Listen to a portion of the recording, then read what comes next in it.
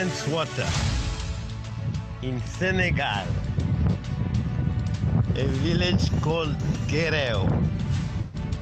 This is my friend. Cleaning the air, cleaning ourselves.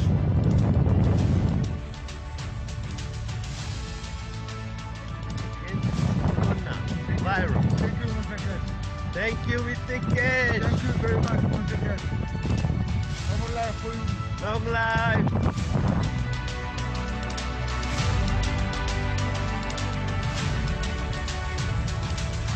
دنسباشی خیابون روی پل هوایی خیابون احمد آباد، مشهد 23/2/1399 شب احیا.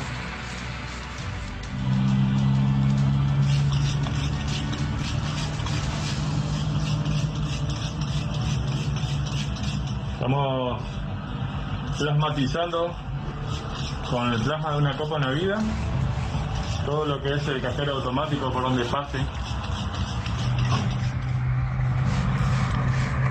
Vamos para a atividade. Estamos aqui à margem do Rio São Francisco. Aqui é Juazeiro da Bahia. Do outro lado é Petrolina, Pernambuco. آب گنس رو میپاشم تو هوا و همه بهبود پیدا کنم.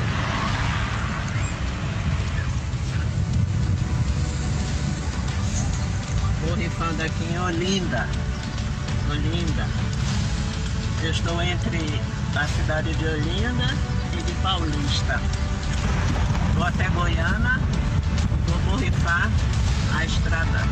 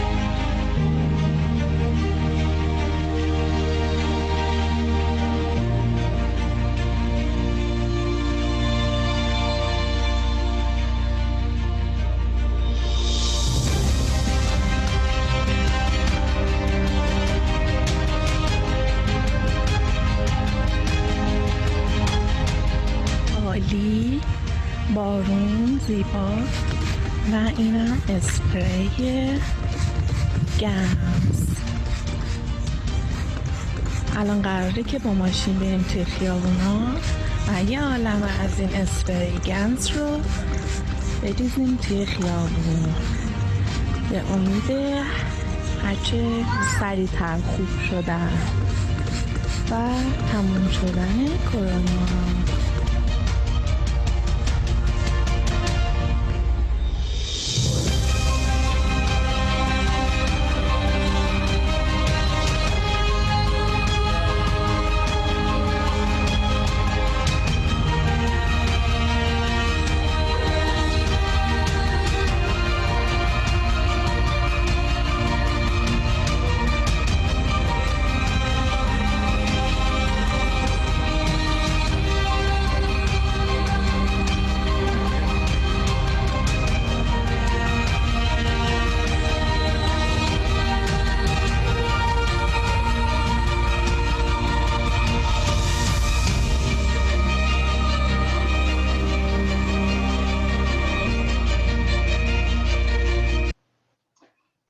Bonsoir à toutes et à tous. Merci de votre présence. Nous sommes le 24 juin 2020, il est 20h07.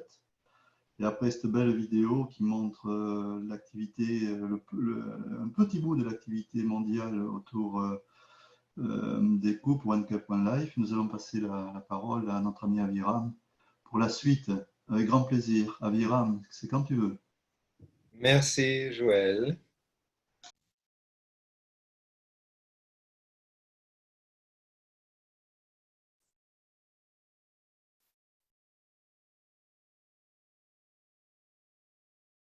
Bonjour, vous m'entendez bien?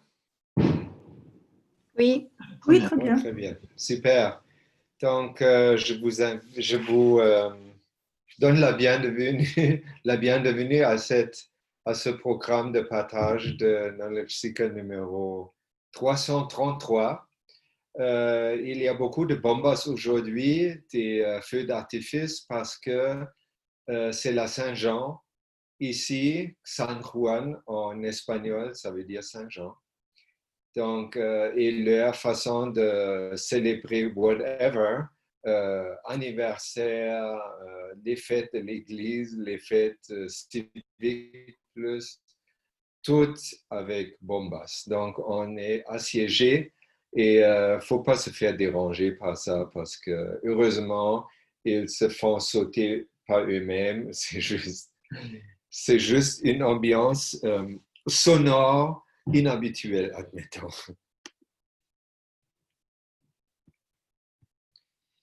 Hop là, je suis allé trop vite. Alors aujourd'hui, le thème de notre session, c'est cette fois, nous n'avons pas besoin de penser, mais d'aimer davantage. Ça, c'est pris d'une citation de M. Kesh. C'est le point central. Donc, comme la dernière fois, cette fois-ci, ça tourne beaucoup autour des émotions. Et je vois que les émotions, c'est vraiment un domaine qui n'est pas facile pour nous, les gens des pays industrialisés. La tribu des aigles, de l'aigle dans la prophétie des Mayas, pendant que les Mayas et autres qui sont indigènes, qui appartiennent alors à la tribu du Condor, sont beaucoup plus de facilité d'accéder et de vivre les émotions. On va quand même commencer avec des choses un peu plus rationnelles, comme les nouveaux produits de la Fondation Kirsch. Tout ça s'inscrit depuis quelques semaines en la Fondation Kirsch, nous tous, la famille Kirsch finalement. On est sorti de la pandémie. On est maintenant, depuis, on vit la phase post-corona. Donc, chaque semaine, semble, il y a des nouveaux produits qui se présentent. Cette fois-ci, c'est un savon qui est fait avec du Gans, d'après une recette secrète de M. Kesh. Donc, on ne peut pas la copier. Il faut juste la acheter. On peut la commander sur le magasin de la Fondation Kesh. Le lien, vous allez la voir sur le PowerPoint. Vous l'avez aussi, de toute évidence, dans le PDF si vous avez reçu ça. Le deuxième, c'est le Cup of Life, les deux Cup of Life, et aussi le Cup of Man, c'est les deux joints. On peut maintenant aussi les acheter.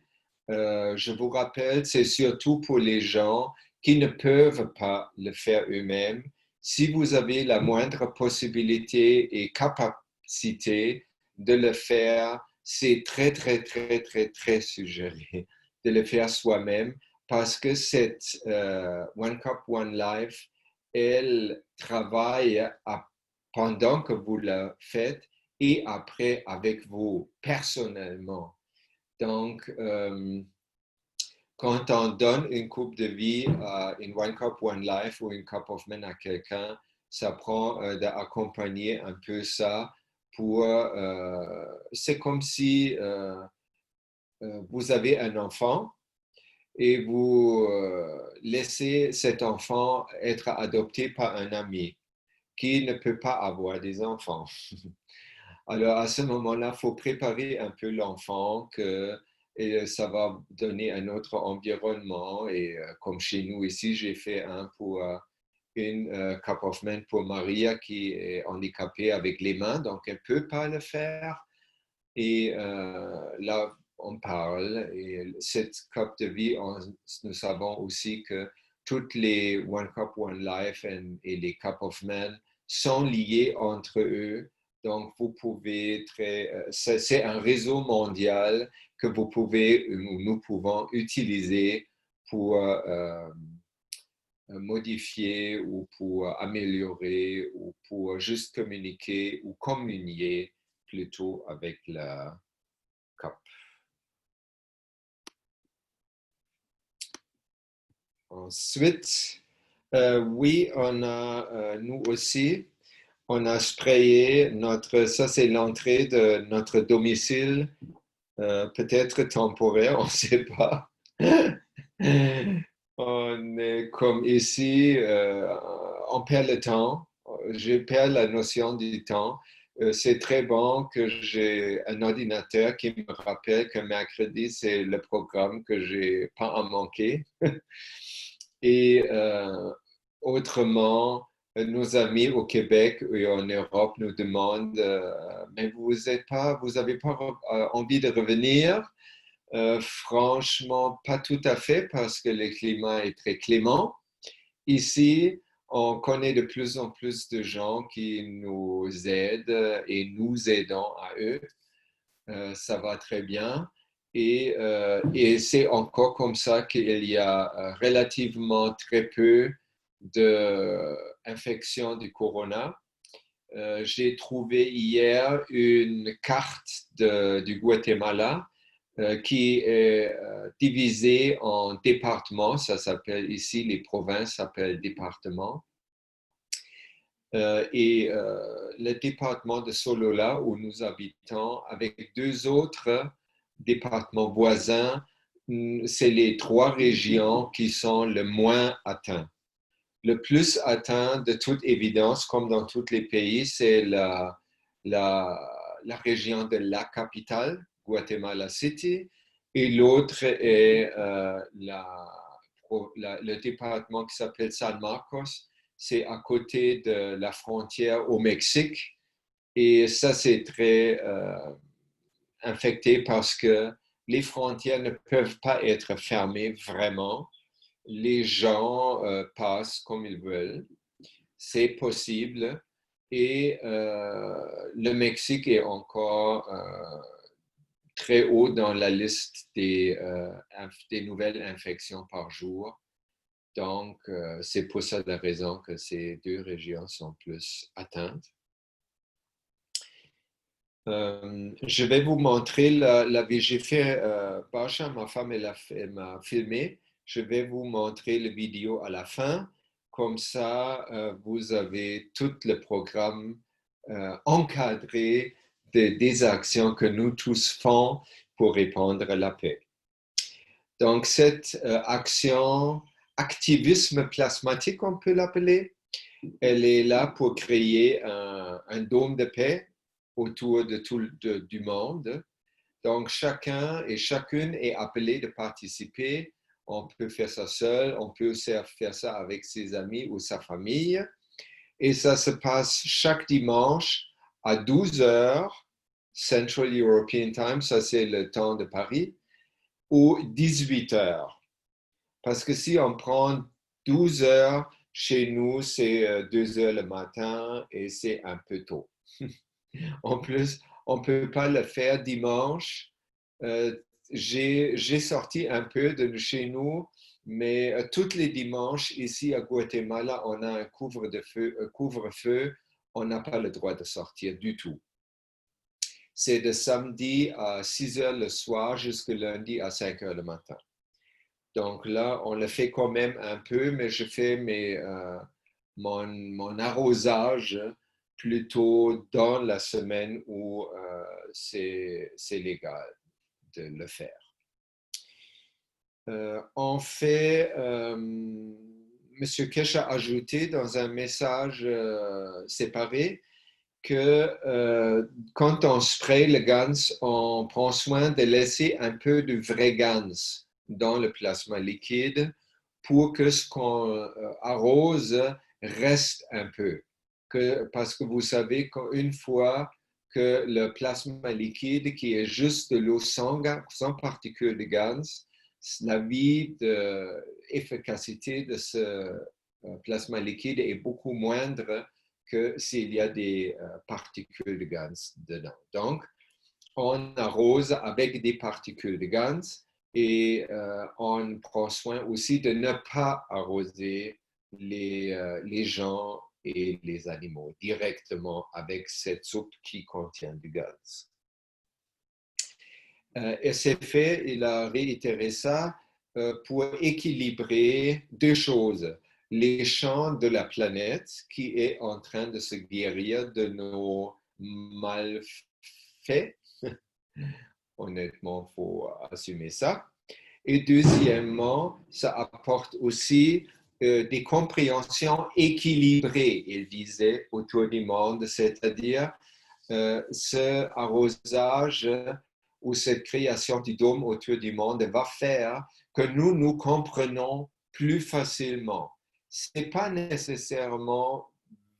pas nécessairement dire que tout à coup vous comprenez le Kiswahili ou le chinois.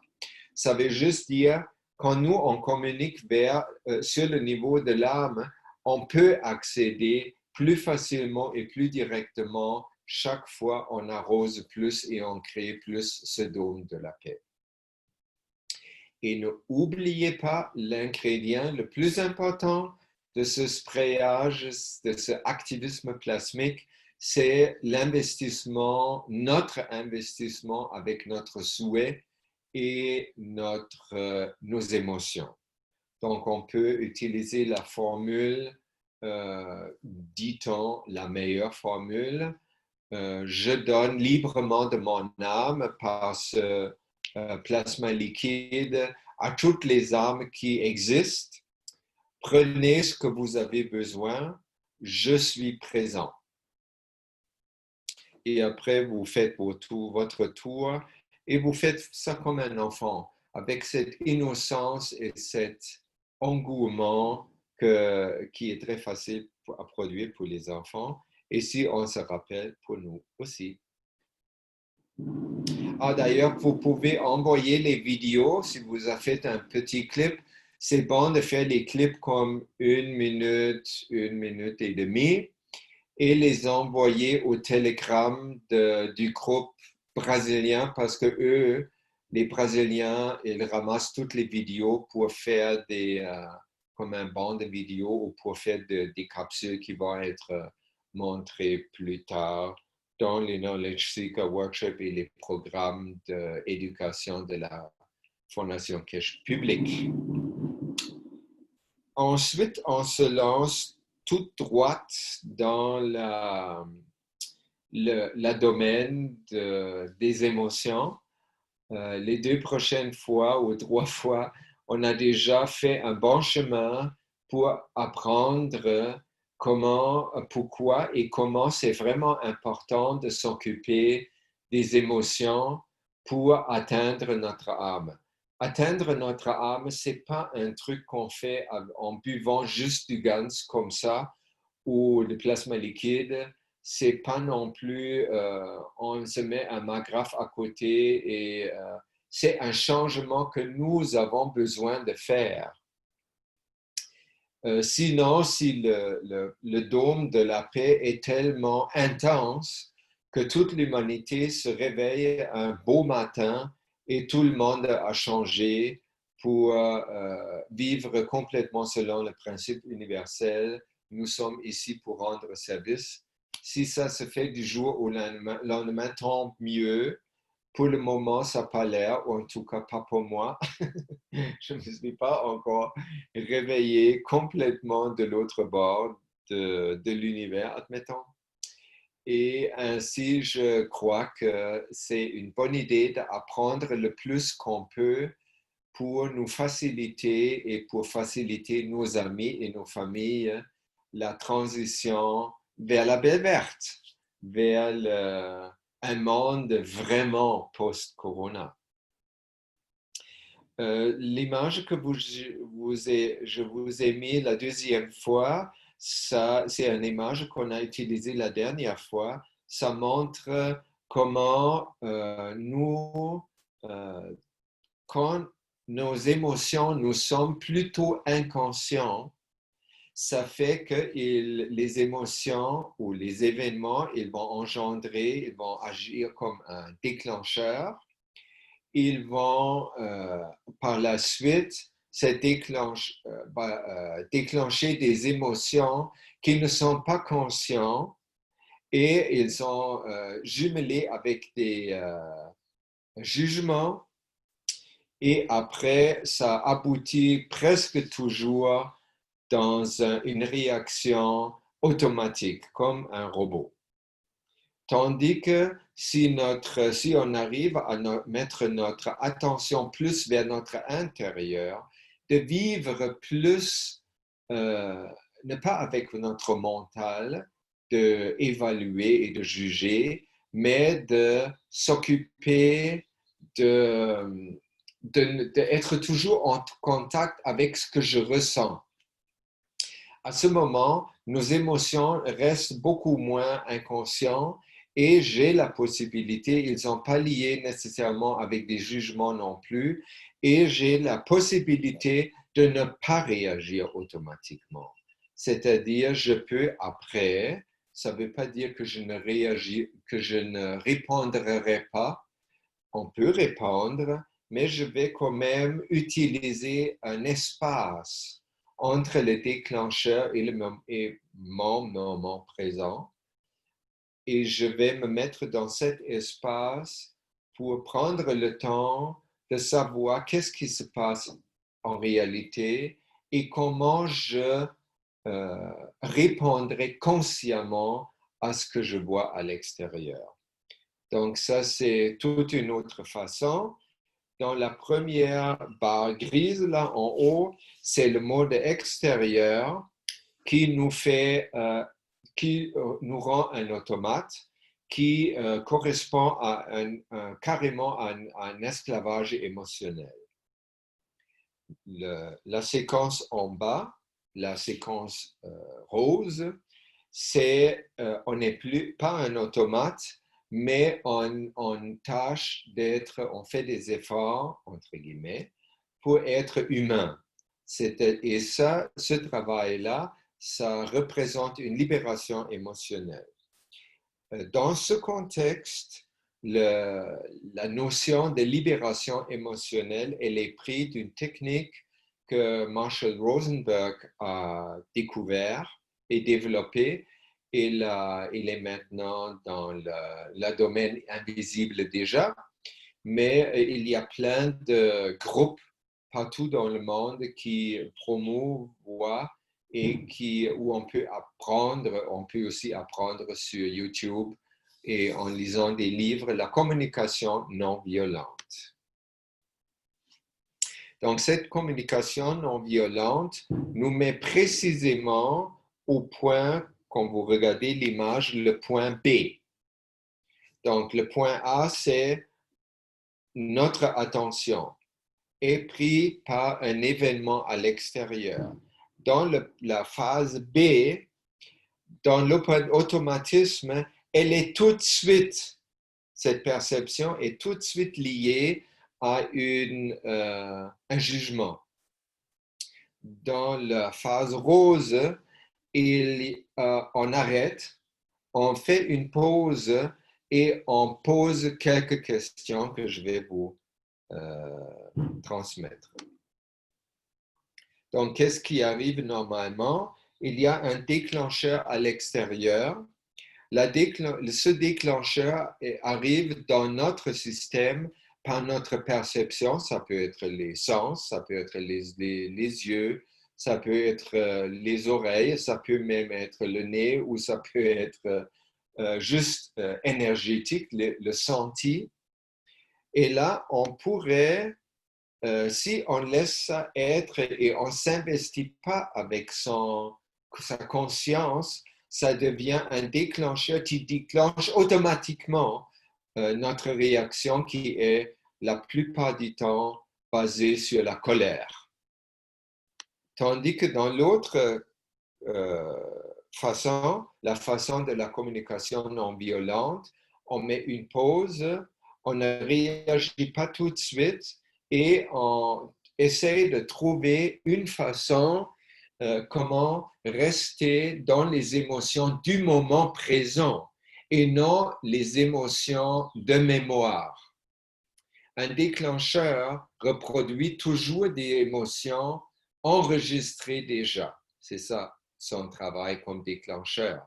Pendant que, quand je fais le travail de la communication non violente, je fais un petit effort pour ne pas me laisser glisser dans l'automatisme, mais de retrouver mon humanité avant. D'ailleurs, si on regarde la colère, par exemple, nous ne sommes jamais en colère à cause de ce que les gens nous font.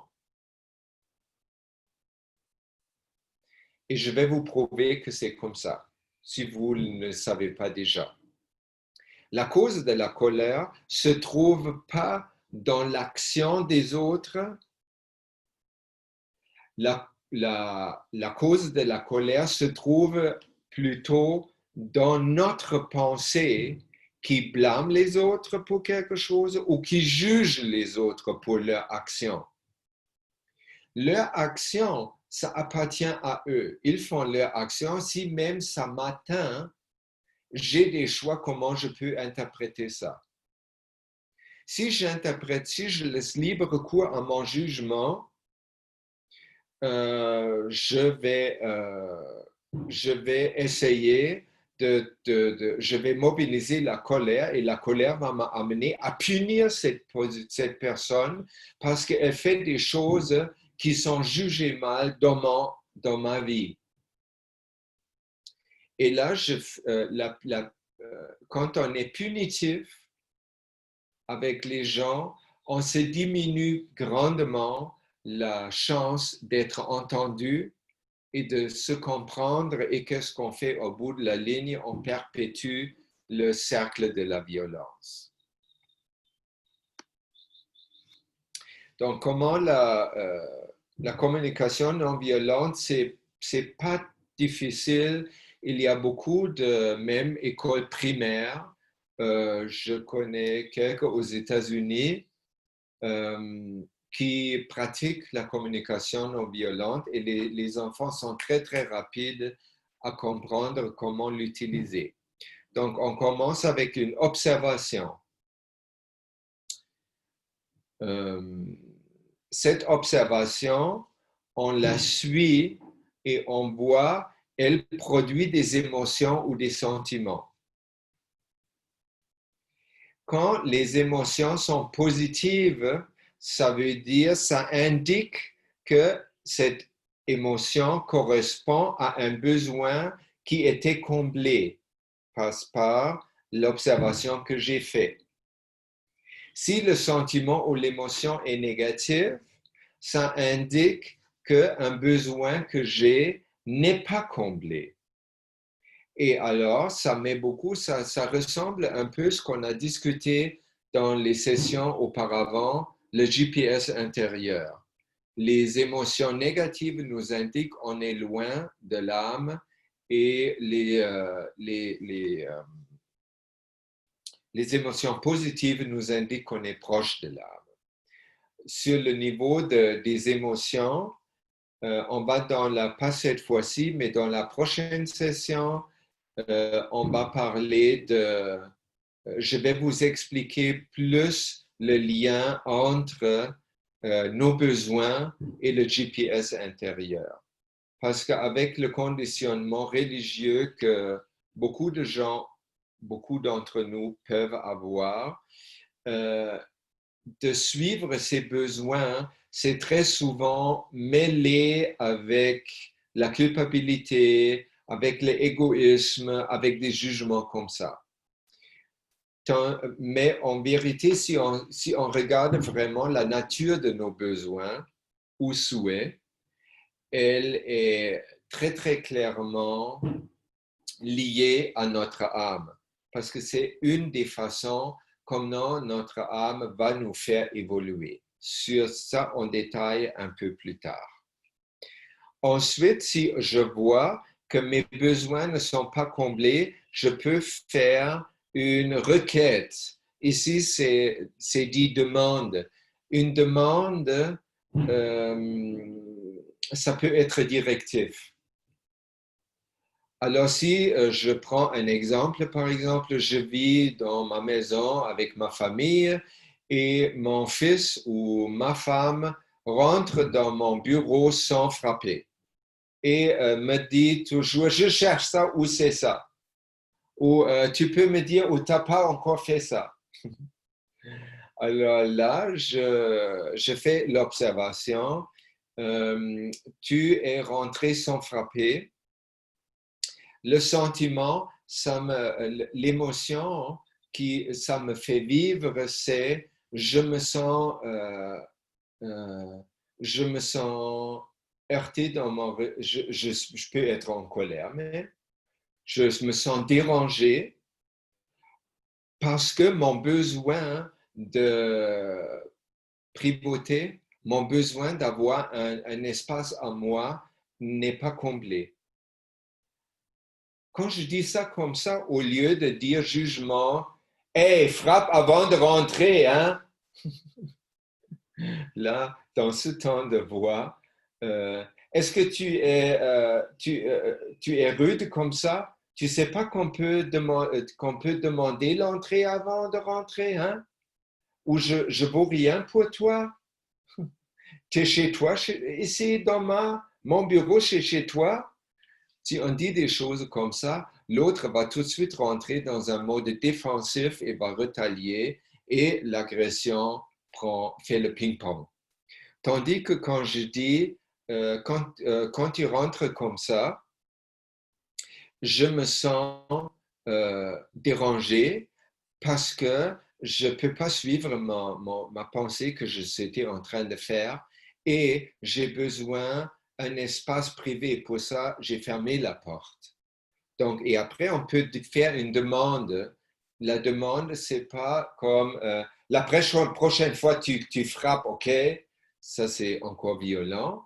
La façon, selon la NBC, la communication non violente, CNB en français, serait plutôt est-ce que je pourrais te demander, est-ce que tu pourrais être d'accord de frapper la prochaine fois? Ça me ferait vraiment plaisir et j'aurais besoin de ça.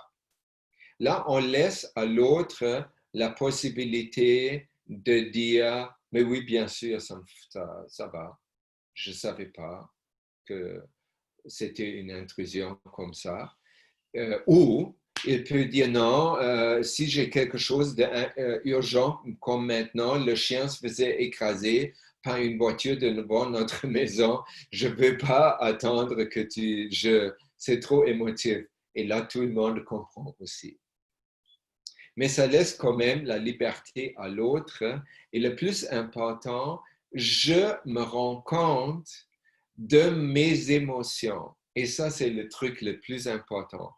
Le truc en rouge, là, les émotions et les sentiments, c'est ça le point, le pivot de la chose.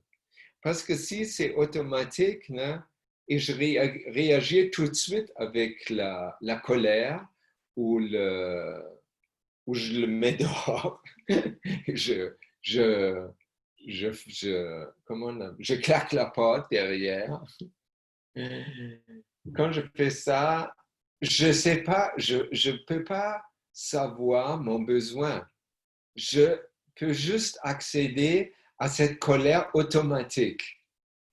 Et après, je vais juste aller dans le blâmer l'autre parce que je suis en colère. Une colère, finalement, on se fait mal nous-mêmes parce que tout notre système immunitaire et tous les autres systèmes physiologiques flanchent pendant qu'on est en colère.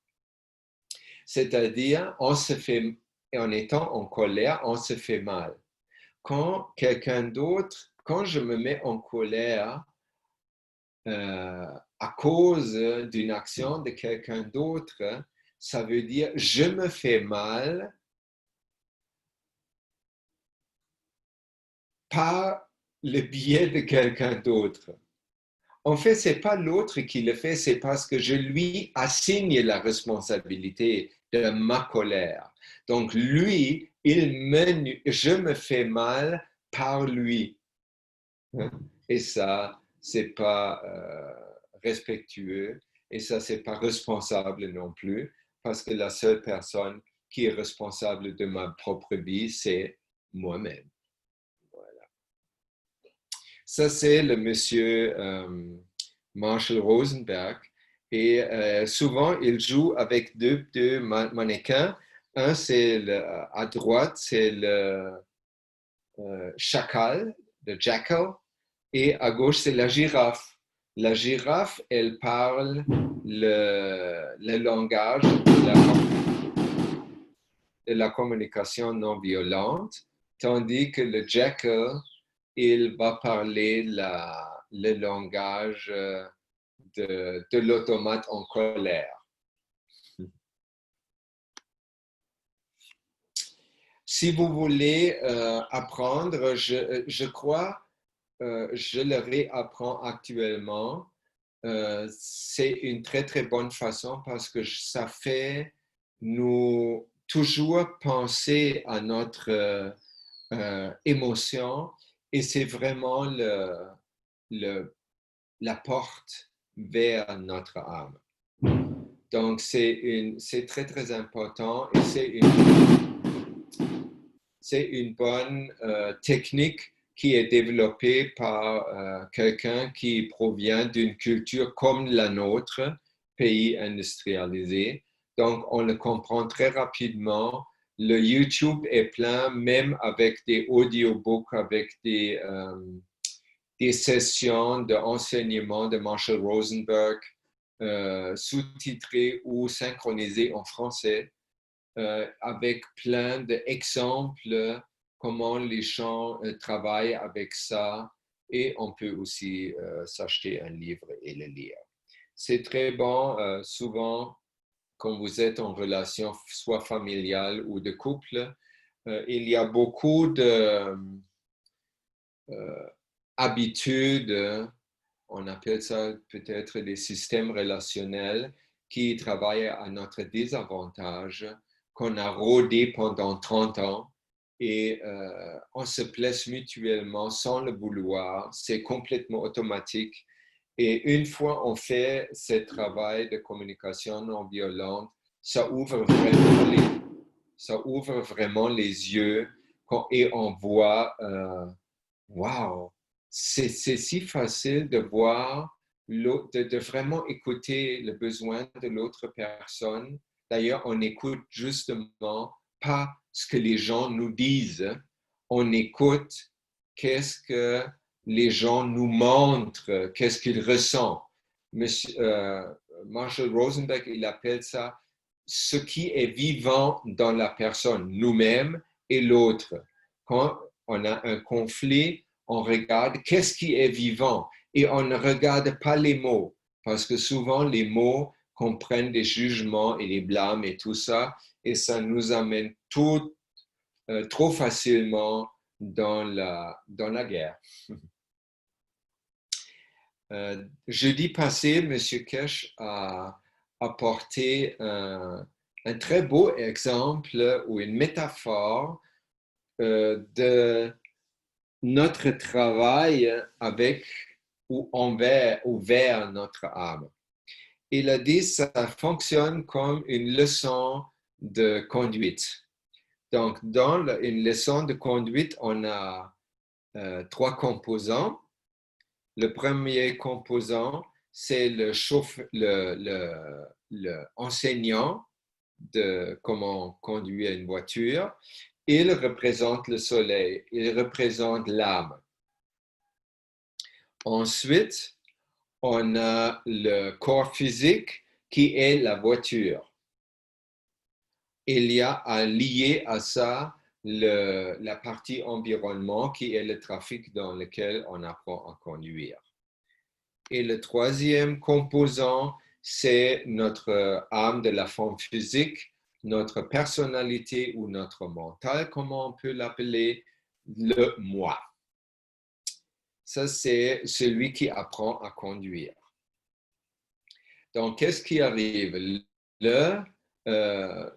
Dans une situation d'école de conduite, c'est l'instructeur qui a le contrôle où la voiture s'en va. Si on traduit ça, ça veut dire notre âme a le contrôle où notre corps ou comment notre corps bouge dans l'environnement monde matériel. Si on ne veut pas apprendre ou on ne veut pas écouter le prof de la conduite, ça s'appelle en français conduite. Une conduite, c'est comment je me conduis. Je me conduis. C'est très, très bien dans la langue française. Alors, si je ne veux pas écouter mon enseignant et je veux faire comme je veux, ça va être très clairement moi qui va décider comment je me conduis dans le monde matériel et je vais subir aussi les conséquences parce que ça peut être que j'endommage la forme physique, la voiture, par un accident ou par une maladie. Oui, les maladies n'arrivent pas comme par hasard ou parce que quelqu'un m'a infecté. Non, ça prend que je crée une ouverture pour m'infecter ou je fasse un accident. Donc, si je veux bien naviguer dans le monde matériel, c'est très, très bonne idée d'écouter les consignes et de faire confiance à l'enseignant qui est notre âme. Et quand vous vous souvenez, normalement, l'enseignant de l'école de conduite, il vient chez nous, il nous prend, là, il laisse le volant à nous et il dit maintenant, vous embrayez première vitesse, vous mettez votre clignotant et vous insérez-vous dans le trafic. Et après, c'est lui qui va nous guider où aller et comment. Et à la fin de cette heure d'enseignement, on va se rendre compte, il a fait comme un tour et à la fin, il nous redépose chez nous. Donc, et ça, c'est aussi dans la métaphore de l'âme, c'est très joli parce qu'on ne quitte jamais chez nous. On reste toujours chez nous et on apprend des choses, comment se conduire à l'extérieur sans danger d'accident ou de nausée ou de whatever. Et il ne faut pas oublier que bien qu'on est élève aujourd'hui, un jour on deviendra instructeur aussi. Ça va être le moment où on a appris tout ce que l'enseignant peut nous enseigner. À ce moment-là, nous avons un permis et nous pouvons rouler nous-mêmes. On peut se comporter responsablement dans le trafic, dans le monde matériel. J'ai trouvé cet exemple, ça montre vraiment clairement comment ça se fait. Ensuite, le point central qui est juste une citation de M. Kesh du jeudi passé. Il nous disait, pourquoi devons-nous toujours entendre quelque chose avec nos oreilles? Pourquoi ne pas se fier à l'émotion de l'âme? pourquoi devons-nous toujours être dans la dimension de la forme physique? Ou plutôt, pourquoi voulons-nous toujours rester sur le plan de la forme physique? Devons-nous vraiment entendre, sentir ou voir pour croire quelque chose, pour prendre quelque chose pour réel? Si c'est le cas, on ne va jamais se rapprocher de l'âme parce que l'âme, elle reste sur un plan non physique. Elle ne peut pas être confirmée par la matérialité, juste les conséquences le peuvent. Mais l'âme elle-même, non. Alors si c'est un appel de M. Kesh à nous tous de lâcher beaucoup plus notre emprise dans le monde matériel, de comme lâcher prise un peu ça pour se laisser flotter plutôt aussi dans l'invisible.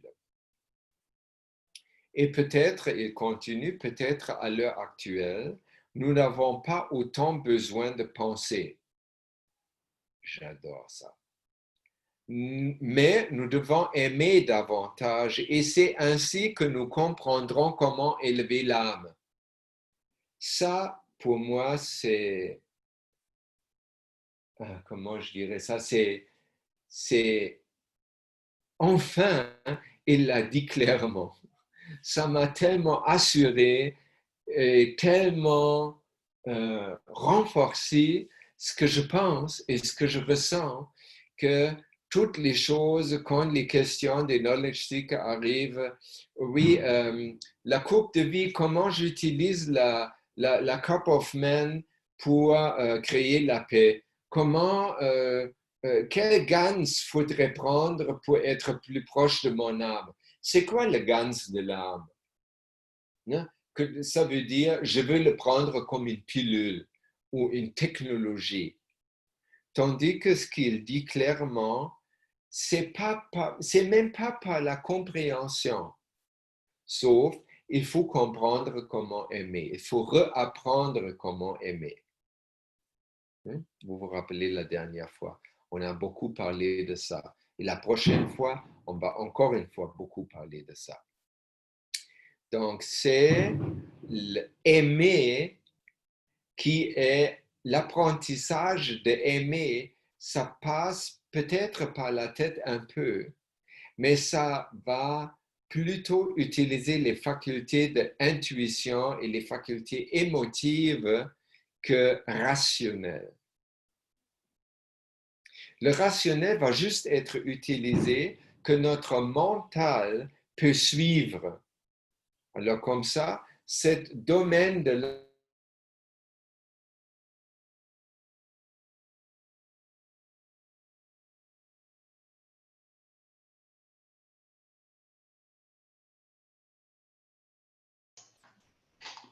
Aviram, on ne t'entend plus.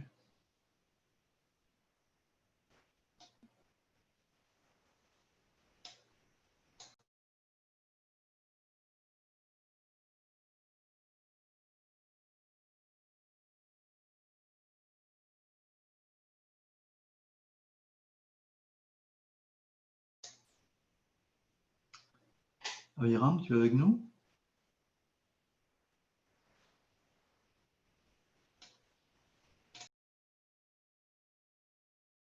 le niveau de l'invisible. Oh, c'est encore là. On t'avait perdu un peu. Un petit peu, oui.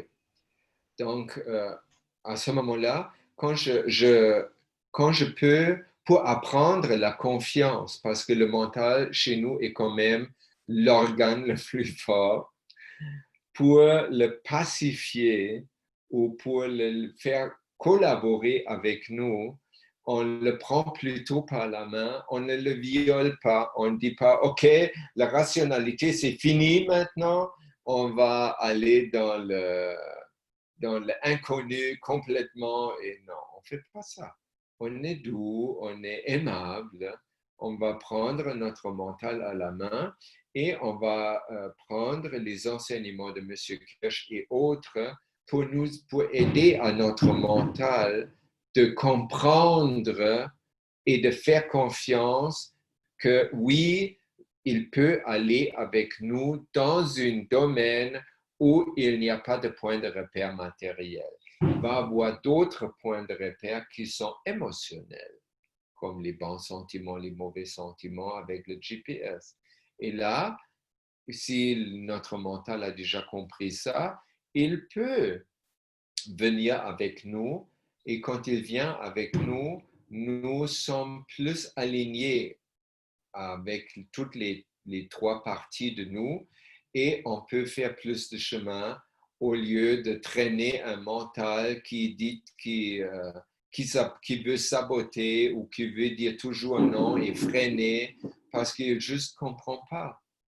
Le mental est là et il a le droit de comprendre. Une fois il a compris, il est un aide magnifique parce qu'en fait, c'est le mental, encore une fois, qui utilise le GPS, qui va dire, ah, ça c'est là tu te sens enthousiasmé, tu te sens joyeux, go, c'est ça le bon chemin. Voilà. Et on peut, avec le mental aussi, l'enseigner aux autres. Abiram, s'il te plaît, si tu peux repartager ton écran. Ouais, on n'a plus le partage. On n'a plus. Ouais. Pas de souci. Excusez. Mais je suis très clair. Je trouve. Ah là, je l'ai. Là. Là, je dois. C'est bon. Faire... Merci.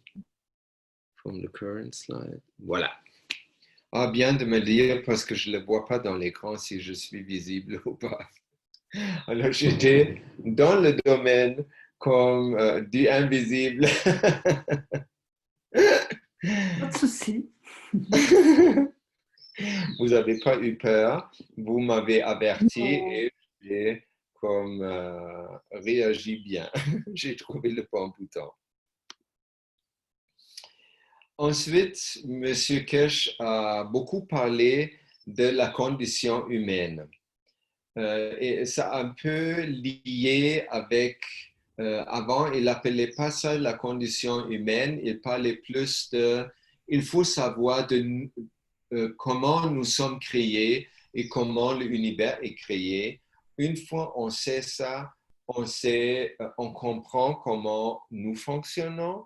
Il comprend aussi comment l'univers fonctionne et on peut, avec ces compréhensions-là, on peut naviguer efficacement.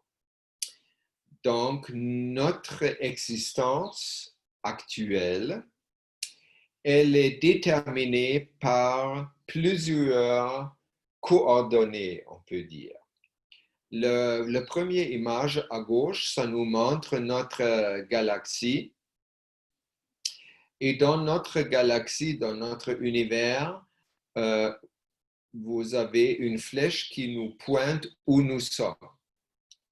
Et ça veut dire, si on fait on poursuit la structure du comment l'univers est fait, on peut commencer avec un atome de calcium dans notre corps qui a une âme. Tous les atomes de calcium, ils vont se mettre dans des molécules de calcium et autres pour former nos os. Quand il y a une molécule se forme, les âmes de la forme physique de chaque atome se réunissent dans une âme collective du molécule. Toutes les molécules vont se réunir dans une organisation qu'on appelle cellule.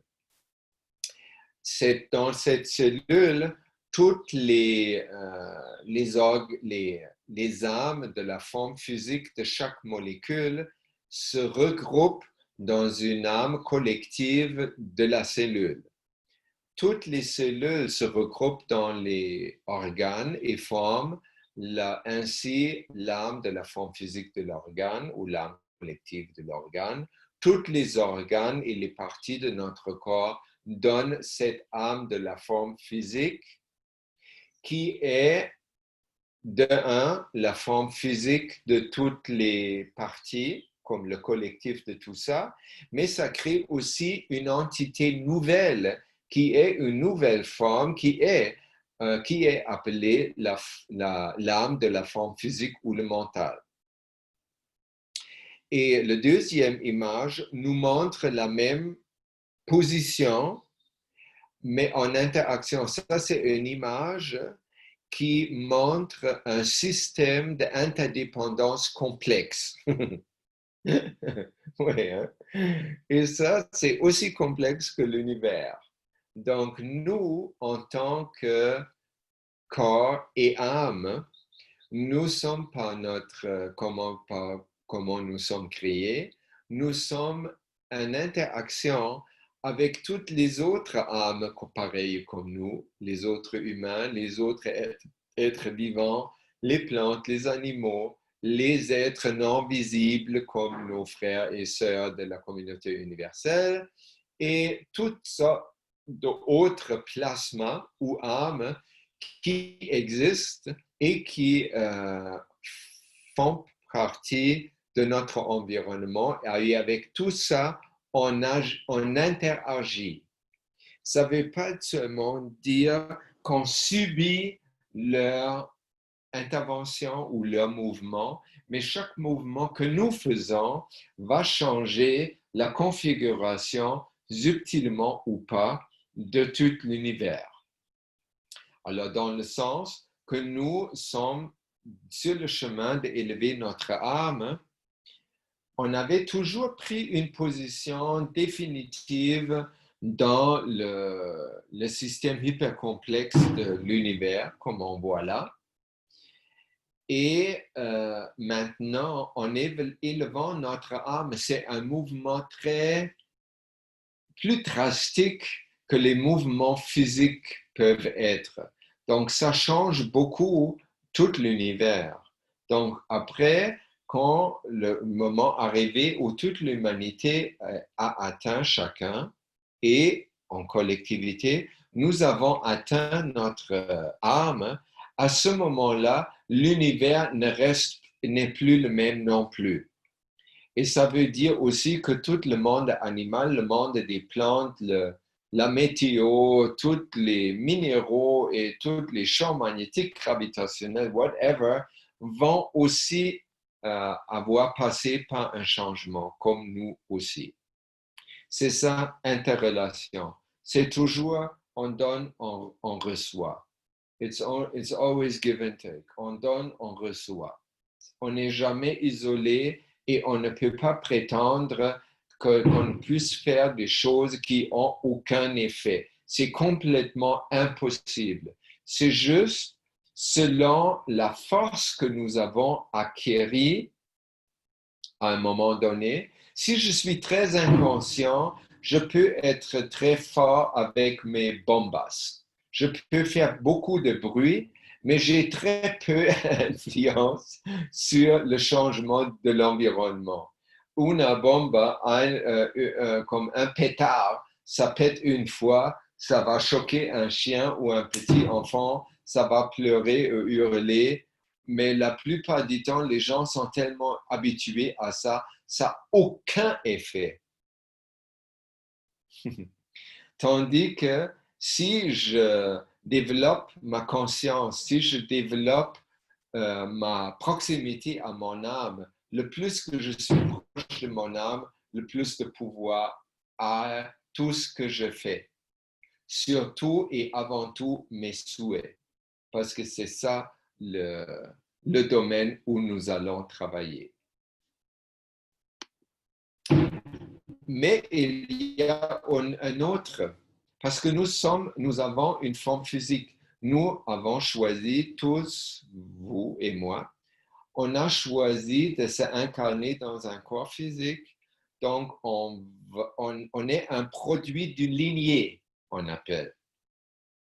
Si vous êtes bouddhiste, vous appartenez, vous vous inscrivez dans une certaine lignée de maître bouddhiste. Si vous êtes faites du yoga, ça peut donner la même chose. Mais même si vous appartenez juste à votre famille de sang, vous avez un arbre généalogique. Et comme les Allemands, ils avaient besoin de faire ça pendant le nazisme pour prouver qu'on est une race pure, ou sinon on peut prendre des vacances dans un camp de concentration. À ce moment-là, les Allemands, ils avaient, comme mon père, la famille, ils ont allé jusqu'au 18e siècle. Ça ne nous dit pas comme nous, les enfants, ça ne dit pas grand-chose. C'est juste parce qu'on ne trouve pas personne d'extraordinaire. C'est juste, ils ont perdu la généalogie au moment où le plus loin, arrière, whatever, grand-père, c'était un berger de cochons.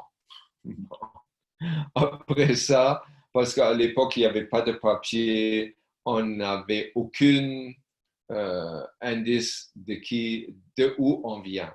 Et parce qu'on a comme ça un autre positionnement. You are here. Et ce positionnement est déterminé par les actions de nos ancêtres. Et c'est dans cette systématique s'inscrit pourquoi les enfants de Bill Gates vont avoir à dealer avec les actions de leur père ou de leur grand-père s'ils ont déjà vieux et ils ont leurs propres enfants déjà. Parce qu'on est dans ce système, on est dans cette interaction complexe. Et c'est bon de comprendre que c'est une interaction parce que ça ne va pas juste dans un sens que ma destinée est déterminée parce que mes parents ou mes ancêtres ont fait. Non, ça peut aussi être à l'envers, que mes actions aujourd'hui peuvent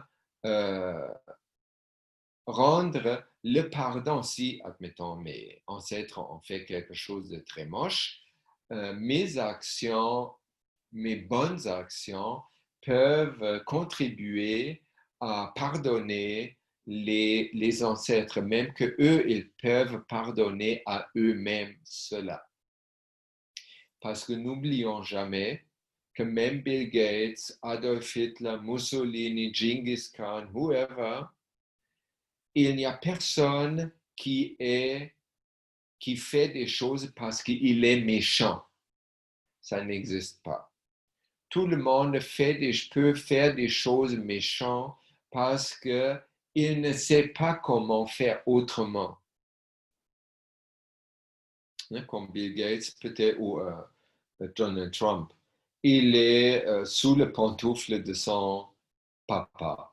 Papa a créé un empire de hôtels et le petit Donald, il ne peut pas dépasser son papa. Mais il devrait dépasser son papa parce que c'est son enfant. Tous les enfants sont censés dépasser leurs parents. Mais si tu restes sur le niveau matériel comme lui semble faire, c'est super difficile, voire impossible de dépasser son papa. Et comme ça, il va avoir des sentiments très mitigés entre amour et haine. Et voilà. Donc lui, si, admettons, avec notre effort d'élever son âme à lui, il pourrait avoir l'idée, qu'est-ce que je fais là dernièrement, depuis toute ma vie, c'est une course de hamster complètement insensée. Moi, je vais prendre un time-out de 3 ans. Je vais faire une retraite en silence chez les bouddhistes pour 3 ans en silence, pas de contact avec personne. Je vais démissionner de mon poste de président qui me fait chier de toute façon et je vais prendre ce temps pour vraiment me rendre compte pourquoi je suis ici et qu'est-ce que j'ai à faire dans ce monde-là. Et là, il peut revenir de ces 3 ans de recluse pour dire, pour avoir complètement changé de personnalité et il peut déjà avoir fait beaucoup de chemin pour aussi récompenser et alléger le karma, si on veut utiliser ce mot-là, de son papa.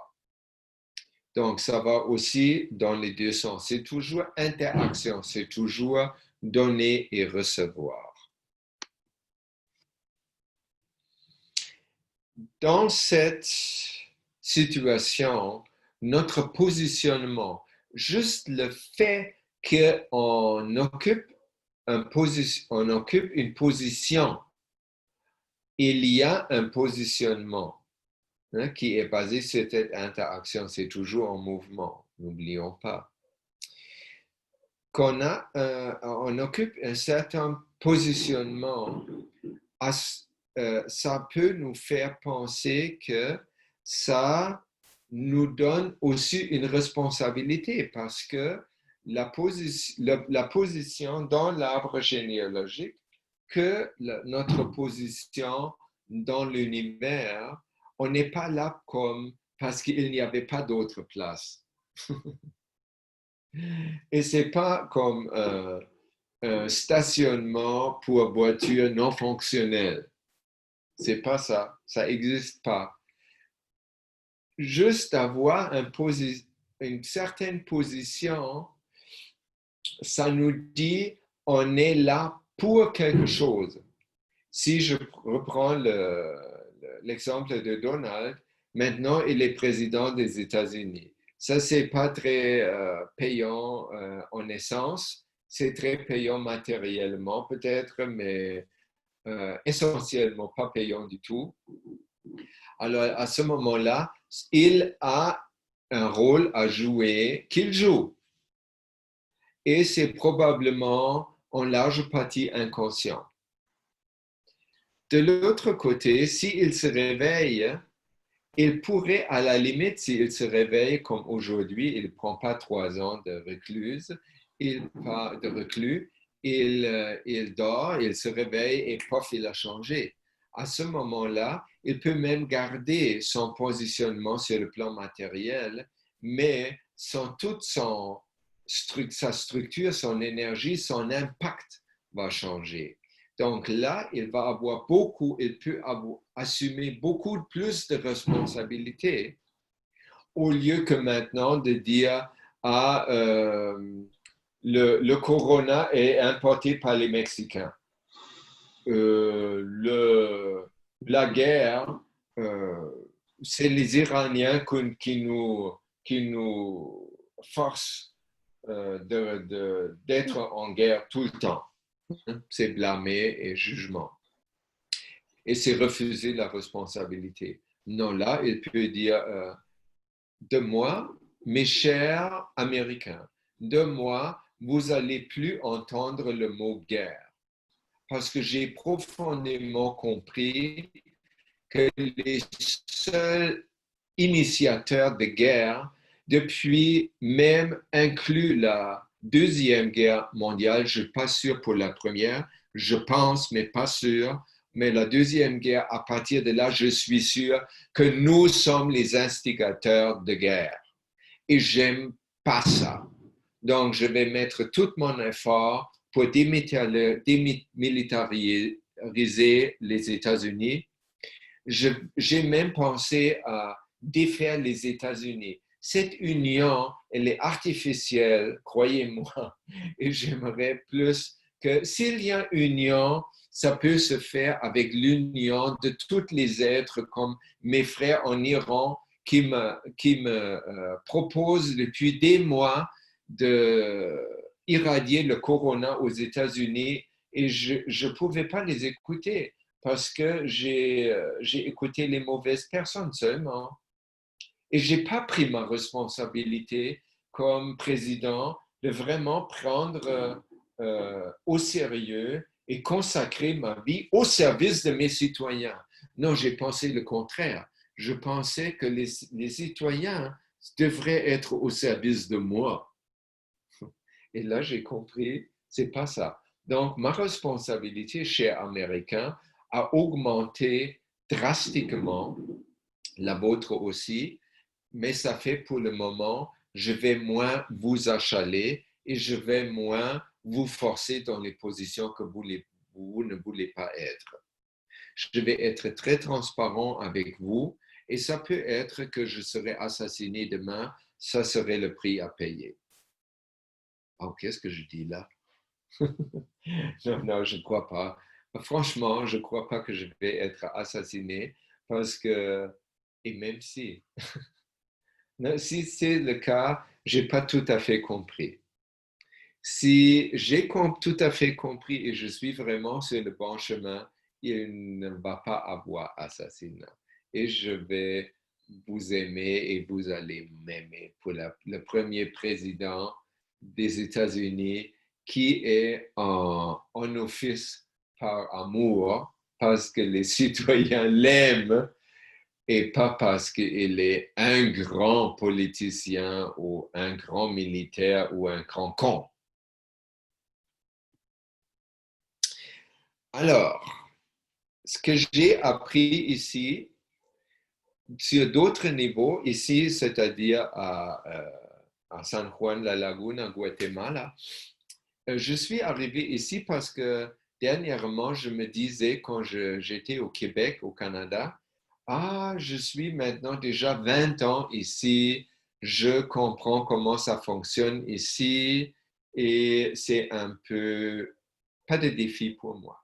J'aimerais avoir encore une fois un défi d'exposer mon système, la trinité âme, mental, corps, à un autre environnement que je ne suis pas familier avec.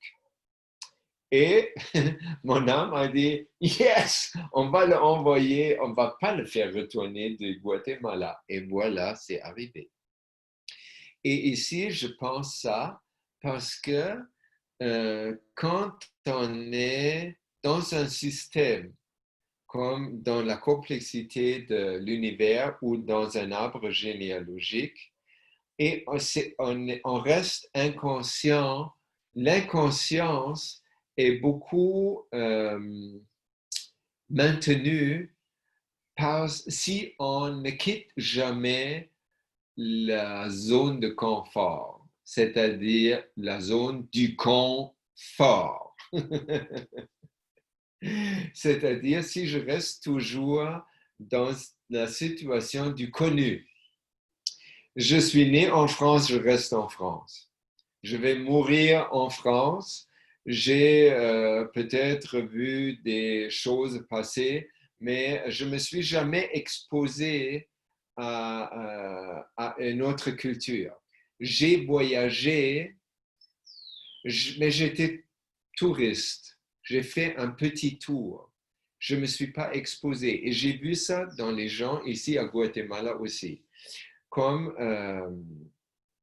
Maria Feliciana, qui est la chamane. Elle donne aussi des cours de chamanisme en Suisse, en Europe, Italie, aux États-Unis, je ne sais pas. Et elle voyage en Europe, mais elle reste juste comme quelques semaines. En quelques semaines, tu ne peux pas, c'est pas assez long que tu te confrontes vraiment à une autre culture. Il faut y vivre.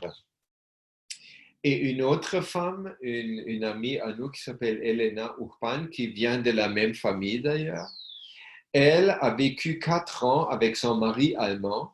Elle a vécu 4 ans en Barcelone, en Espagne. Donc, elle ne va pas automatiquement à l'église, elle n'aime pas les bombas. Et elle a beaucoup plus d'ouverture et elle relativise beaucoup plus ces acquis ici que Maria Feliciana. Parce qu'elle s'est exposée, elle n'était pas juste touriste, elle était voyageuse. Voilà. Et quand on continue à faire ça, et on se rapproche au même temps, on ne veut pas juste, je vais m'exposer comme Allemand, je me suis exposé aux Québécois francophones. Après, maintenant, ils s'exposent à Guatemala, hispanophone, et après, whatever, russe peut-être. Mais on fait ça, on non seulement relativise pour juste être ouvert, c'est pas juste ça, mais on prend quand même, c'est une interaction. On donne et on reçoit. Et par ce mouvement de donner et recevoir, par cette interaction, on change la position aussi à l'intérieur de nous. C'est-à-dire, si on comprend l'interaction au Québec, après on comprend l'interaction au Guatemala, c'est une façon de vivre ça émotionnellement et c'est ça qui nous aide aussi à devenir plus proche à l'âme.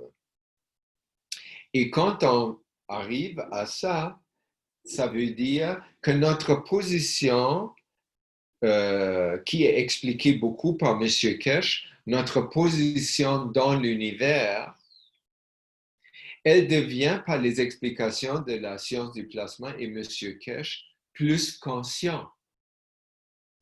Et notre positionnement dans l'arbre généalogique de notre famille, ça devient aussi de plus en plus conscient si je peux relativiser ça. Si je vois comme ma position non seulement toujours et seulement par l'intérieur de la position, mais de l'extérieur. Et quand ça arrive, ça peut me ouvrir une porte pour vivre une évolution personnelle ou comme humanité, en tant qu'humanité, conscient. Comme avant, l'évolution est plus inconscient. On ne sait même pas comment l'univers est. On ne savait pas comme il y a comme 5 ans. On ne savait pas comment on est créé vraiment par l'âme et interaction soleil-terre et tout ça. Et c'est quand même un grand pas dans la conscience qui va faire que nous pourrions atteindre un niveau de conscience tellement haute que notre évolution n'est plus inconsciente. Elle devient complètement consciente. Et ça veut dire qu'on n'a plus besoin d'un corona. On n'a plus besoin d'être poussé sur la prochaine marche ou le prochain niveau de notre évolution en tant qu'humanité. On peut le comprendre par notre âme, on suit notre âme et on fait les mutations, on permet les mutations nécessaires sur le plan physique pour rendre cette migration facile et agréable. Et à ce moment-là, et seulement à ce moment-là, nous pourrions vraiment commencer notre vie comme espèce humaine libérée. Jusque maintenant, nous avons barré tout l'avancement, toute notre créativité ou presque comme humanité. Les seules 2 professions qui peuvent être créatives, c'est l'artiste et inventeur comme ingénieur. Le reste, créativité, bof. Et notre créativité, notre responsabilité dans l'univers est de créer d'autres mondes magnifiques.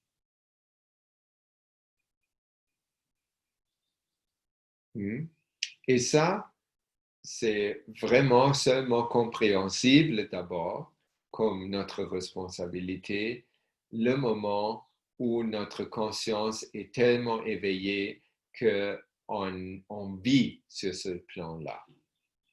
C'est-à-dire, on est capable de prendre toute la responsabilité pour d'abord la merde qu'on a créée ici depuis 8000 ans et d'en tirer la résolution, ça s'arrête là, on change de cap, on change de direction, on devient beaucoup plus reconnaissant du plan émotionnel et de nos besoins et on va aller dans cette direction-là et voilà. Ça, c'est une œuvre d'art que M. Kirsch a fait jeudi passé. Il a dit comment on fait l'arrosage là.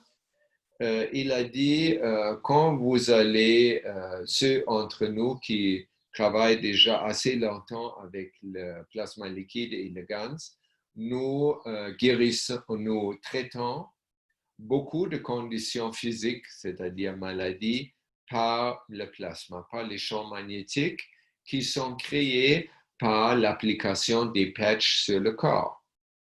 Donc, à ce moment-là, qu'est-ce qu'on fait? On prend un patch, 2 patchs du même mélange ou non plasma liquide.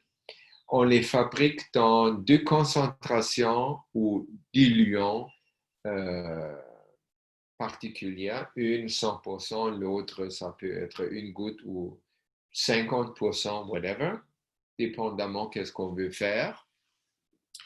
Et ça crée un différentiel plasmatique de l'énergie plasmatique qui équilibre ou qui enlève la douleur de la partie corporelle qui est placée entre les 2 patchs. Et comme maintenant, depuis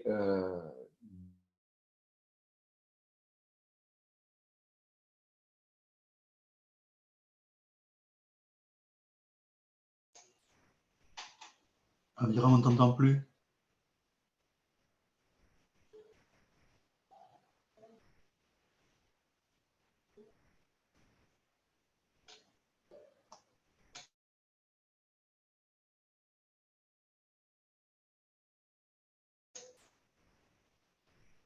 Aviram, on t'a perdu là. Il faudrait revenir, je ne sais pas comment.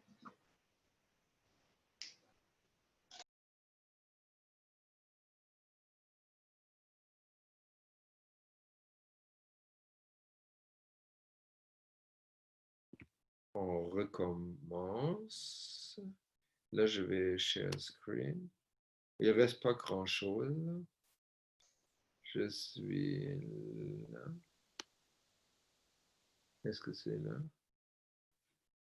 Non, on va voir ça.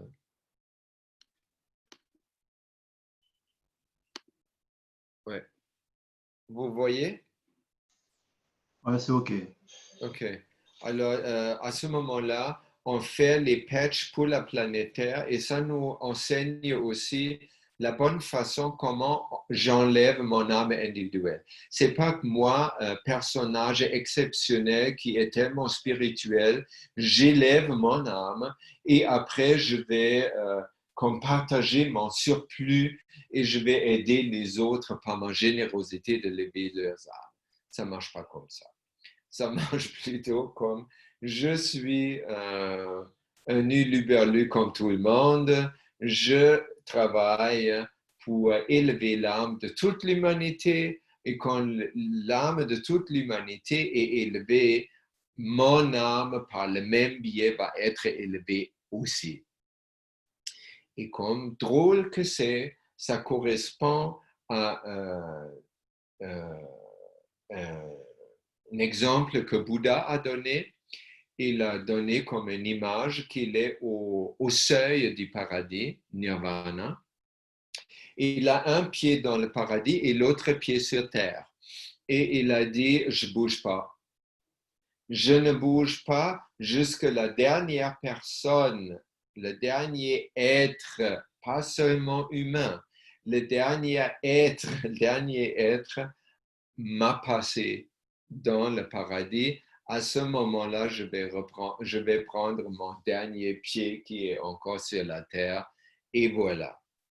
Ça veut dire en autres mots seulement que, en suivant le principe universel que nous faisons tous pour le bien du tout, et parce que nous faisons partie du tout, ça nous fait élever notre âme aussi. Et M.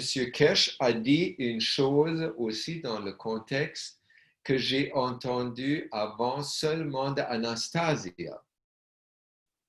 Tous les deux ont dit que cette planète est spéciale parce que ça semble être le portail pour l'amour inconditionnel.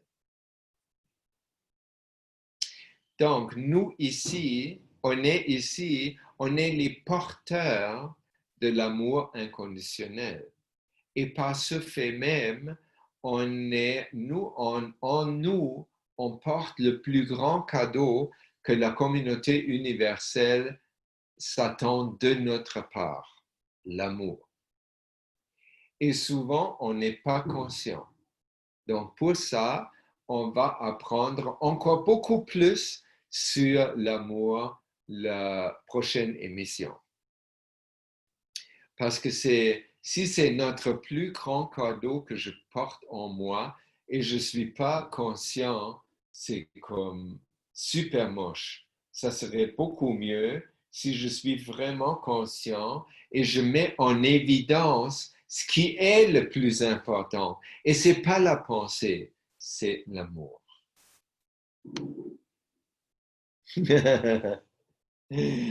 Oui, là, c'est pour finir cette émission aujourd'hui. C'est une autre citation de M. Kesh, notre maître, que j'ai mis en image. Donc, vous voyez à gauche, qui est le Coronadon? Le Corona, il a dit, "It's not your nice uncle." Le Corona n'est plus un oncle gentil. Non. Mais le Corona peut être notre meilleur ami. Un nice uncle, un oncle gentil, il va nous apporter du chocolat, il va jamais oublier notre anniversaire, et toutes ces choses comme ça. Mais il va avoir beaucoup peur de nous faire montrer quel comportement et croyances en nous nuit, comment nous nuisons nous-mêmes. Il ne va pas, il est trop nice. Il ne va pas dire ça. Il va dire, ah non, laisse faire, on va aller manger une crème glacée à la place. Tandis qu'un ami, il va nous approcher, il va dire, écoute, comment tu te sens aujourd'hui? Ça te rappelle de quoi?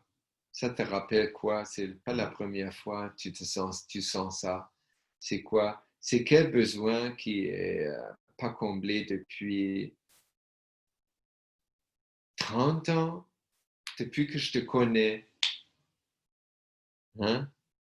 Et qu'est-ce que tu peux faire? Voudrais-tu faire quelque chose pour enrichir ta vie dans le sens de combler ce besoin maintenant? Ça, c'est un ami. Nice uncles don't do that. Et alors, dans ce virus, et ça c'est citation du maître, se trouve un joyau caché, dont la force touche l'âme. Et ensuite, il a continué, as-tu déjà eu un virus de l'âme? Souhaite-le parce qu'il va te élever. Parce que dans cette dimension de l'âme, il n'y a pas de composante physique, il n'y a pas de coronavirus, force calcium, force acides aminés. Il y a juste le message de coronavirus. Et quand on regarde juste le message et on vit sur le niveau là où on a juste à regarder le message du coronavirus, à ce moment-là, il engendre notre élévation. C'est quoi son message déjà? Nous sommes ici pour rendre service. Nous faisons tout ce que nous pensons, disons et faisons, et pour le bien de tous. N'est-ce pas? Maintenant, mes amis, avant de dire merci, je vais vous montrer. Ah oui, ça c'est bon. Je vais vous montrer, il est où? Je vais vous share le screen pour vous montrer Aviram en action.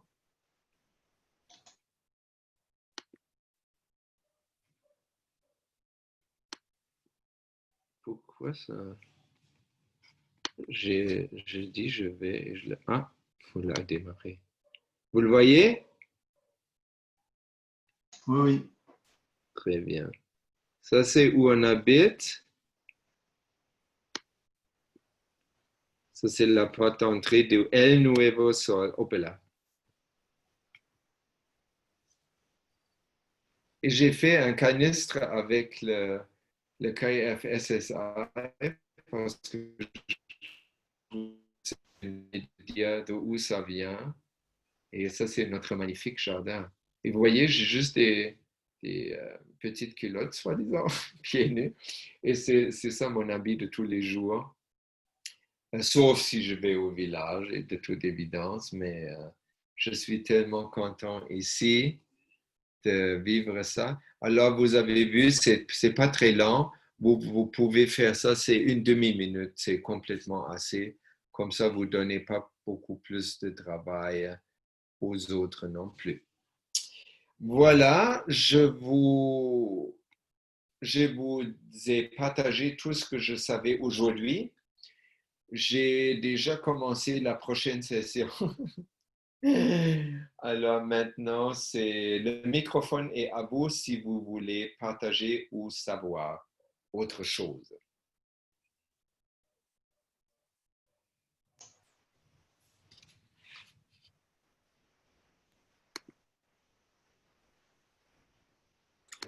Enfin, moi, je voulais juste rappeler pour dimanche, surtout, que chacun puisse participer, même chez vous, quoi. Vous arrosez votre jardin, enfin, quel que soit l'endroit où vous allez, quel que soit l'outil d'une certaine façon que vous prenez, hein, que ce soit un petit vaporisateur, que ce soit un grand pulvérisateur, que vous y allez en vélo, en voiture, à pied, mais que chacun participe, quoi, surtout. C'est important, très important. Oui, absolument. Parce que c'est là, comme pour la première fois, c'est pas difficile à faire. Tout le monde peut le faire, c'est joyeux. Et les gens où je spray, et j'ai comme une seule personne dans toute ma carrière qui a dit non, je ne veux pas. Le reste, ils m'invitent chez eux, ils rient, ils m'invitent chez eux de sprayer la cabane aussi. Donc, tout bien. Et Voilà. oui, et quand on peut le faire même avec cette conscience d'œuvrer pour créer un dôme autour de toute la planète Terre. C'est méga ça, c'est grand et on peut le faire. C'est génial.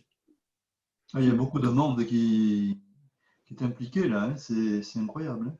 Quand on voit les vidéos, c'est fou. Hein. Partout dans le monde, quoi. Moi, j'adore le Sénégal avec Hassan qui faisait avec moi les traductions auparavant. Je trouve génial, quoi. Ah oui. Ça me donne énormément d'émotions, cette simplicité avec laquelle il le fait. C'est beau, c'est beau. Et c'est vrai que dans la mesure où vous participez, on se sent connecté. parce qu'on est là, on fait les préparatifs, que ce soit à petit niveau, un niveau un peu plus important, mais on est dans ces préparatifs depuis le matin, même déjà la veille, on se dit, bon ben voilà, il faut que je prépare ci, que je prépare là.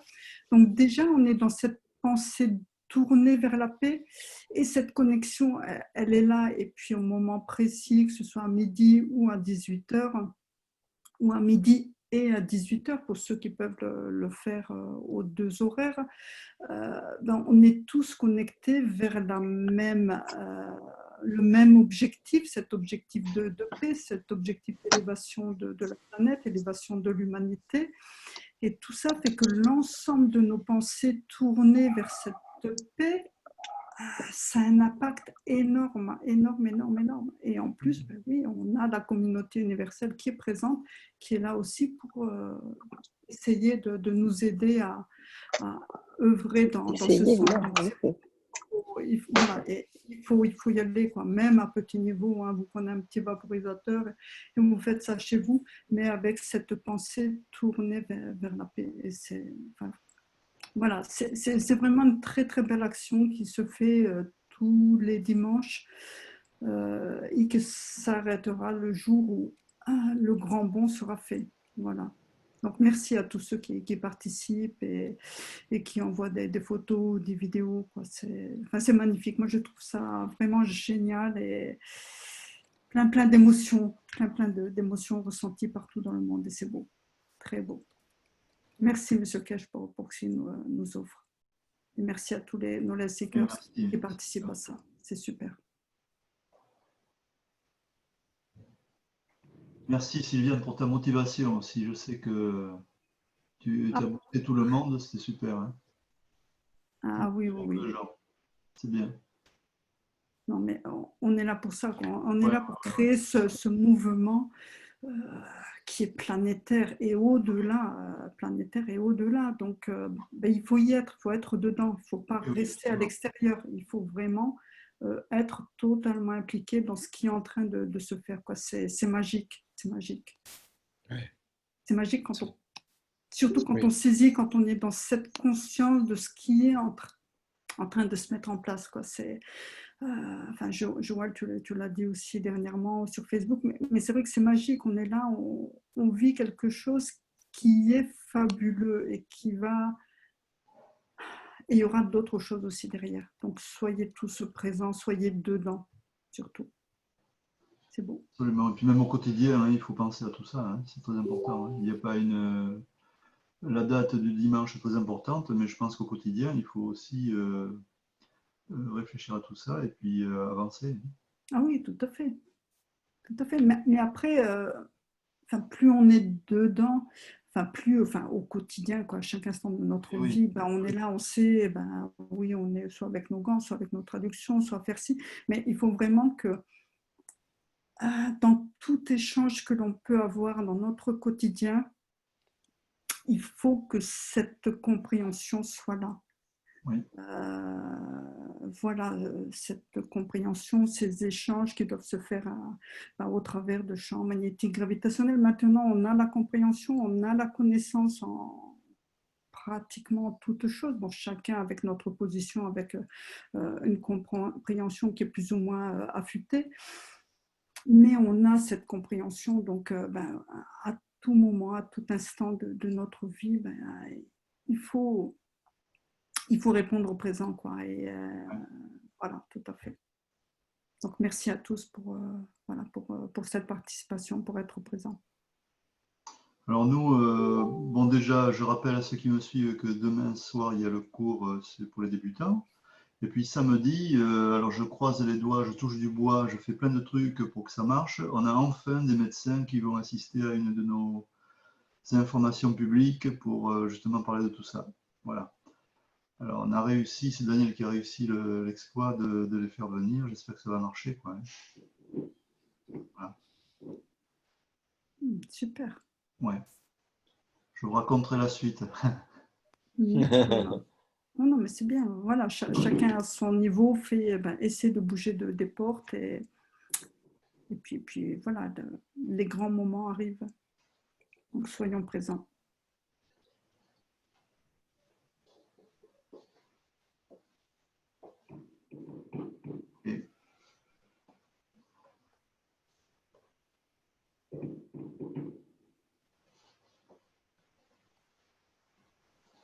Après, Aviram, tout à l'heure, quand tu parlais de la communication non violente, Oui. cette communication non violente, elle arrive aussi avec la compréhension de ce que l'on est, compréhension de notre position, compréhension de la compréhension, de la création. C'est vrai que c'est avec la compréhension où on arrive à être toujours dans cette communication non violente. Oui, tout à Parce fait. qu'il faut bien savoir que lorsqu'on s'est construit au travers de notre âme, ben, au départ, on était tout amour, et puis au travers de notre construction, au travers des interactions qu'on a eues, et ben, petit à petit, on a accumulé des couches d'émotions. Ça peut être la joie, la joie, la tendresse, puis après, petit à petit, plus on se rapproche, je dirais, de l'aspect gravitationnel, on est dans des émotions plus négatives. Ça peut être la colère, ça peut être le jugement, ça peut être d'autres choses. Et puis maintenant, on arrive à ce stade, voilà, où on a tellement accumulé de couches qu'il faut commencer petit à petit à les enlever, ces couches, pour revenir juste à cette émotion essentielle qui est l'émotion d'amour, et l'émotion d'amour au travers de l'âme, qui plus on est dedans et plus elle monte en puissance, quoi. Et voilà. Oui. Voilà, c'était juste un petit aparté que je voulais ajouter. Merci, c'est bien. Après, si d'autres veulent s'exprimer, pas de souci, vous pouvez y aller.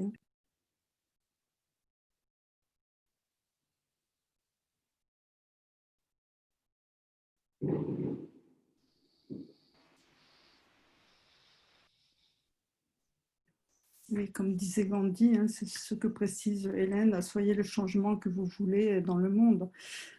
Oui, on crée notre réalité, donc, et puis plus on est dans cette compréhension, dans cette conscience, dans essayer d'être toujours dans l'amour de l'autre. C'est vrai que c'est pas toujours évident, mais il faut essayer de l'être le plus possible. Plus quelque part, ben oui, on se crée ce dôme de protection. Ben, ce qu'on est en train de faire pour la planète, ben, quelque part, nous, au quotidien, au travers de l'ensemble de nos interactions, et plus on est dans cette force d'amour, cette force de compréhension, et plus on va créer ce dôme de protection autour de nous. Donc après, on se crée cette réalité, une réalité où on se dit, mais plus rien ne peut nous arriver, quoi.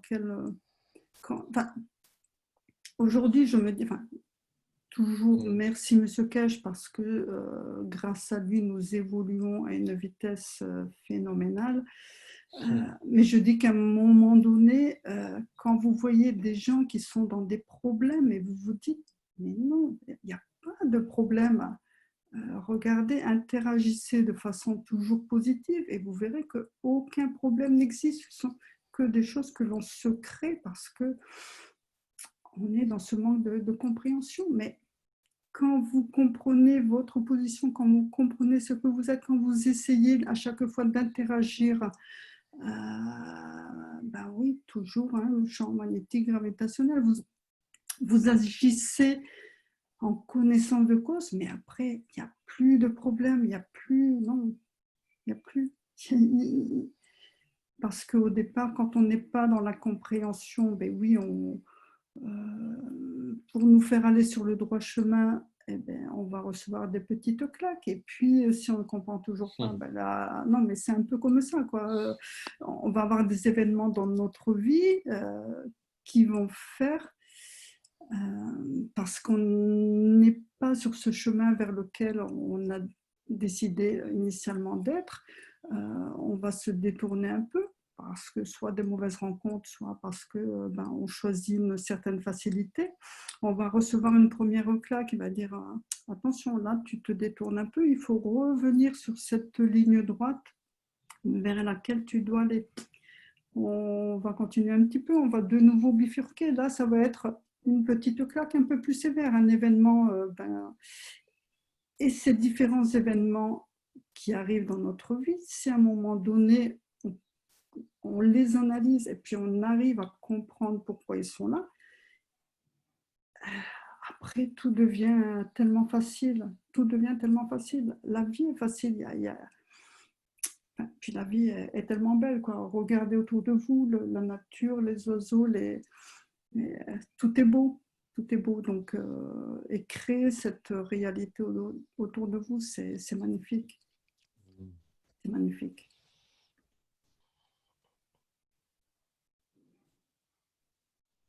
Enfin, voilà, bon. Si d'autres veulent s'exprimer, aucun souci.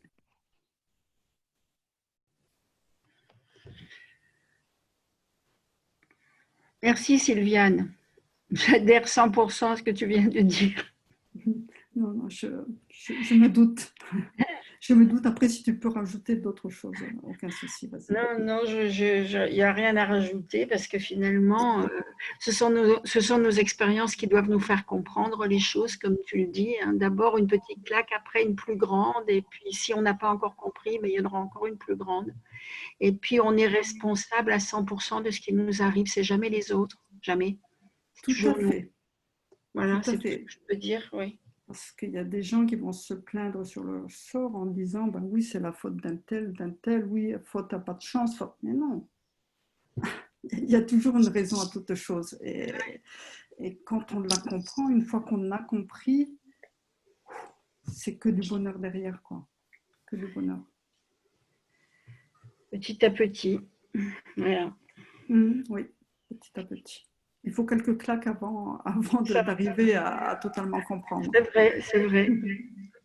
Et les expériences des autres ne nous profitent jamais, ce sont les nôtres qui nous profitent.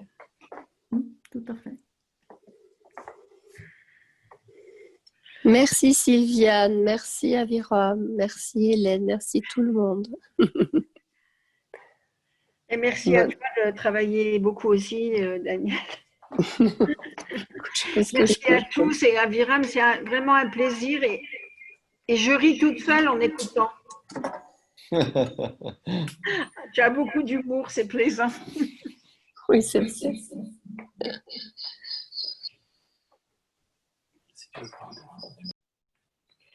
Et merci Joël pour tout ce que tu nous prépares. Oui, merci. Avec plaisir, les amis.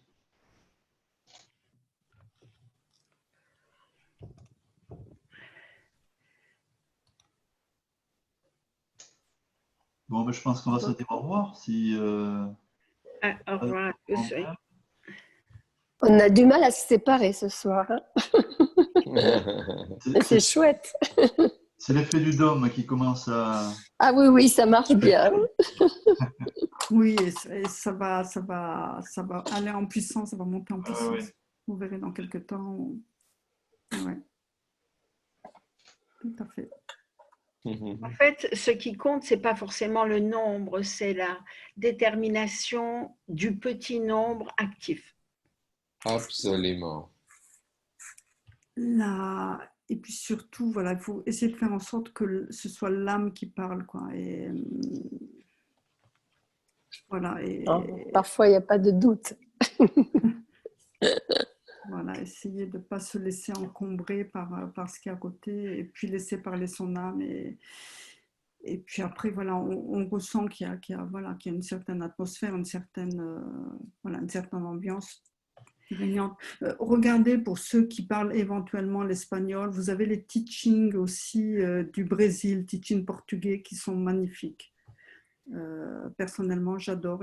C'est Raphaël qui fait ces enseignements et depuis quelque temps. Bon, par contre, en direct, c'est un peu tard. C'est le vendredi à minuit heure française. Donc, moi, je regarde toujours les replays. Malheureusement, le vendredi soir à minuit, je suis plus très, très opérationnelle. Et M. Kesh est régulièrement présent dans ces teachings. Et puis là, pareil, enfin, on sent qu'il y a l'âme qui est présente et c'est beau. C'est très beau. Je voudrais juste ajouter une petite chose. En fait, notre âme, elle parle toujours. C'est nous qui ne l'écoutons pas. Oui. Oui. Notre âme, elle nous parle sans arrêt, mais nous, on est distrait et on ne l'écoute pas. Voilà, donc notre âme, oui, sauf qu'on est pris voilà, par notre environnement. Et puis on a chacun une position. Donc c'est sûr qu'une personne qui est plus attachée aux aspects matériels de la vie va plus écouter son mental et puis je dirais ce côté environnement matériel que réussir à écouter son âme. Une personne qui n'arrive pas non plus qui n'est pas bien dans le calme. En général, les personnes qui arrivent à écouter leur âme, ce sont des personnes qui se sentent bien déjà en pleine nature, qui se sentent bien quand elles sont seules aussi, parce qu'on arrive à plus à recevoir, parce qu'on est totalement dans ce ressenti. Les personnes qui ont toujours besoin je dirais, de mouvements autour d'eux, de mouvements ou de bruit, en général vont moins réussir à se connecter et à entendre leur âme, parce qu'il y a des perturbations extérieures qui vont faire qu'on n'entend pas. Bon, les personnes qui sont toujours, oui, et malheureusement, malheureusement, oui, on nous a, au travers de la société actuelle, on nous a totalement brimés par rapport à ça, parce que notre société, qu'est-ce qu'elle a demandé? Elle demande des objectifs, elle demande du rendement, elle demande, voilà, et les gens qui sont totalement dans cette société n'arrivent pas à écouter leur âme, parce qu'ils sont toujours dans ce mouvement continuel, mais dans la matière, et ils sont totalement aveugles, ils ne sont jamais à l'écoute de leur âme, ils n'arrivent pas à se recentrer sur leur âme, et puis ils ne le désirent pas forcément, parce qu'ils se sentent bien dans cette société, ils sont toujours à la recherche d'un profit maximum, ils sont... en général, voilà, les gens qui sont totalement bien dans cette société ne peuvent pas entendre leur âme. Il faut quelque part se sentir un peu décalé par rapport, je dirais, il faut être plus en tant qu'observateur que en tant que partie intégrante de la société pour savoir entendre son âme, savoir écouter ce qu'elle nous dit. C'est ma vision des choses, ma compréhension. Oui, parce que dans la cacophonie dans laquelle nous vivons, si on n'arrive pas à faire silence ou à se retirer soi-même pour faire silence, ne serait-ce qu'en jardinant, en étant, voilà, en ouvrant ses volets le matin, en remerciant, en ouvrant ses yeux devant la nature, on n'écoute jamais notre âme, en fait. Je disais, en fait, ça me revenait tout à l'heure à propos de ce qu'Aviram disait, se libérer du connu. C'est Krishnamurti qui disait ça.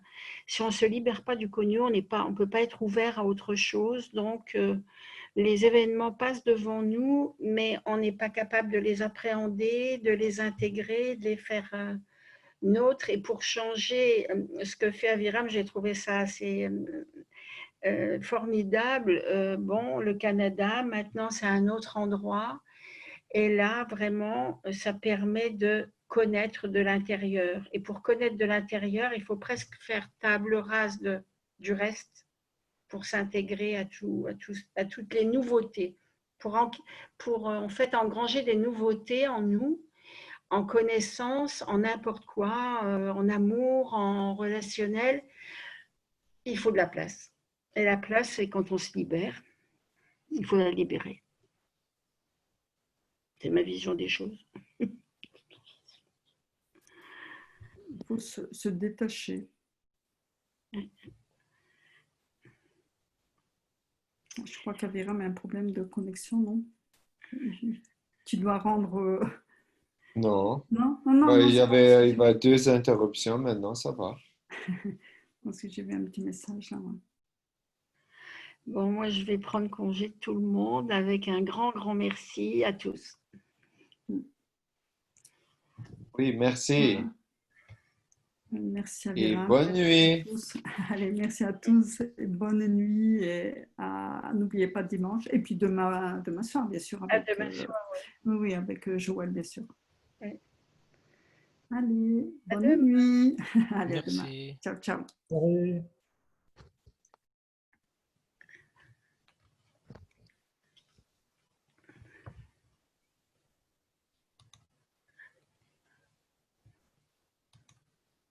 Pour Aviram.